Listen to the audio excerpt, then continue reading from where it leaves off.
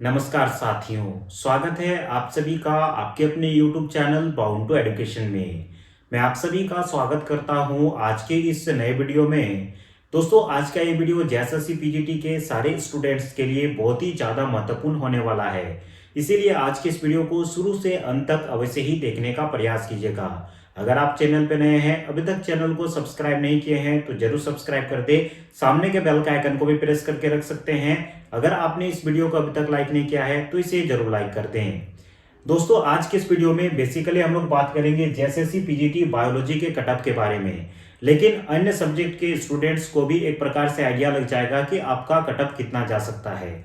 आप जो ये बोर्ड पर लिखा हुआ मार्क्स देख रहे हैं, ये मैंने खुद से नहीं लिखा है, बल्कि इससे पहले के वीडियो में जो भी स्टूडेंट कमेंट किए थे, अपना मार्क्स बताए थे, केवल मेरा ही वीडियो में नहीं अपितु झारखंड में जितने भी चैनल हैं जो कि जेएसएससी पीजीटी से संबंधित वीडियोस बनाए हैं, उनके कमेंट बॉक्स में जो भी नंबर लिखे हुए थे उन सारे नंबर को मैंने उठाया है।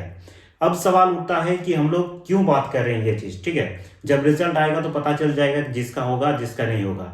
ये इसलिए बात कर रहे हैं क्योंकि बहुत सारे स्टूडेंट कंफ्यूजन में है। किसी किसी स्टूडेंट का बोर्ड सर्टिफिकेट नहीं है तो वो अभी यहाँ से वहाँ दौड़ रहे हैं, तो उनको पता नहीं चल रहा है कि उनका मार्क्स जितना आया है उनका सिलेक्शन होगा या फिर नहीं होगा, कि फालतू का वो भी डॉक्यूमेंट इधर से उधर जुगाड़ कर रहे हैं, ठीक है। तो आज के इस वीडियो में आपको आइडिया लग जाएगा कि आपका कितना मार्क्स आया है और आपका सिलेक्शन हो सकता है या फिर नहीं हो सकता है। अन्य जो भी सब्जेक्ट है उन सब्जेक्ट के स्टूडेंट से मैं अनुरोध करूंगा कि आपका जो मार्क्स आया है कमेंट बॉक्स में अवश्य ही लिख दीजिएगा। नेक्स्ट वीडियो में मैं उस सब्जेक्ट को कवर कर दूंगा। आपके द्वारा जो भी मार्क्स लिखा जाएगा उन्हीं मार्क्स को मैं लिखूंगा। एक प्रकार से आपको आइडिया लग जाएगा कि एवरेज कितना जा रहा है, ठीक है। इसका मतलब ये भी नहीं है कि यहाँ पे जितने भी स्टूडेंट कमेंट किए हैं केवल उतना ही मार्क्स आया है, इससे अधिक भी हो सकता है, इससे कम भी हो सकता है, ठीक है। लेकिन एक एवरेज पॉइंट हम लोग मान सकते हैं कि इतना मार्क्स जा सकता है। देखिए दोस्तों, मैं आपको डिटेल में समझा देता हूं। मुझे जेएसएससी पीजीटी बायोलॉजी का जो मार्क्स मिला, 2 दिन का मैक्सिमम मार्क्स मिला मुझे। एक तो 20 अगस्त का और एक 27 अगस्त का। आपका जो एग्जाम हुआ था 10 अगस्त से लेकर के, माफ कीजिएगा, जो पीजीटी का एग्जाम हुआ था 18 अगस्त से लेकर के 10 सितंबर तक एग्जाम जो है चला था, ठीक है। अलग अलग दिनों में एग्जाम हुआ था, ठीक है। और जिस सब्जेक्ट में ज्यादा स्टूडेंट थे 2-3 दिनों में एग्जाम हुआ था, जिस सब्जेक्ट में कम स्टूडेंट थे 2 दिन या फिर 1 दिन में एग्जाम हुआ था। तो देखिए, बायोलॉजी का मैक्सिमम जो मुझे मार्क्स मिला 20 अगस्त का मिला और 27 अगस्त का मिला, ठीक है।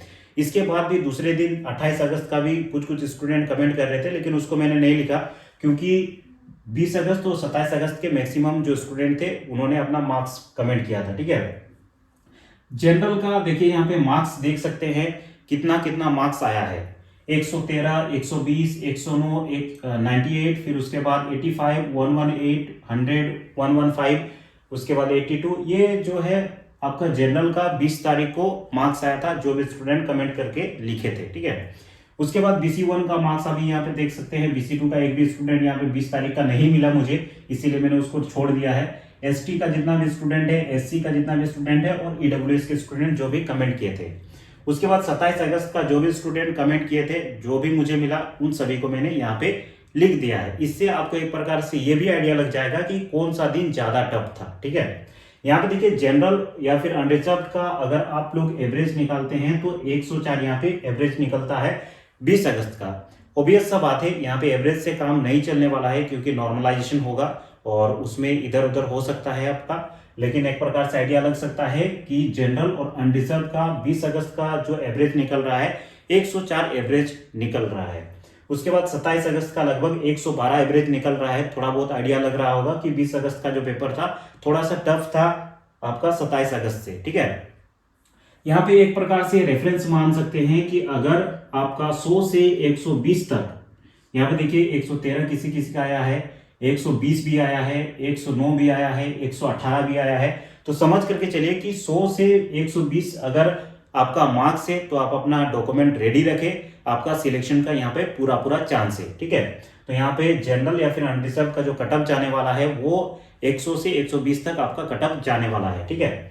उसके बाद BC1 की अगर बात करें तो देखिए, BC1 का ज्यादा स्टूडेंट नहीं थे। जितने भी स्टूडेंट ने कमेंट किया था वे सारे को मैंने लिख दिया है। तो यहाँ पे देखिए 105 लगभग एवरेज आ रहा है। तो यहाँ भी आप समझ करके चल सकते हैं कि 110, 100 से लेकर के 110 या फिर 15 तक आपका यहाँ पे कट ऑफ जा सकता है। ठीक है, तो जिनका भी 100 से ऊपर है आप अपना डॉक्यूमेंट रेडी रखें। ठीक है, क्वेश्चन की संख्या की मैं बात कर रहा हूँ, हर एक क्वेश्चन में 2 मार्क्स था, इसे आप याद रखेंगे। यहाँ पे जो भी लिखा गया है क्वेश्चन जितना करेक्ट हुआ वो चीज लिखा गया है। उसके बाद BC2 का यहाँ पे कोई भी स्टूडेंट मुझे नहीं मिला। BC2 का समझ करके चलिए कि BC1 से ज्यादा होगा और जनरल से कुछ नंबर कम होगा। ठीक है, उसके बाद ST से देखिए, ST का लगभग एवरेज आ रहा है 94, तो समझ करके चलिए 90 से 100 के बीच में आपका यहाँ पे कट ऑफ रह सकता है। तो 90 से भी अधिक या फिर 90 लगभग आ रहा है आपका, तो आप निश्चिंत रहें, आपका डॉक्यूमेंट रेडी रखें, आपका सिलेक्शन यहाँ पे हो सकता है। उसके बाद SC का भी वही लगभग 90 के आसपास जाएगा। ठीक है, तो लगभग 90 है ST वाले स्टूडेंट का, तो यहाँ पे डॉक्यूमेंट रेडी रखेंगे।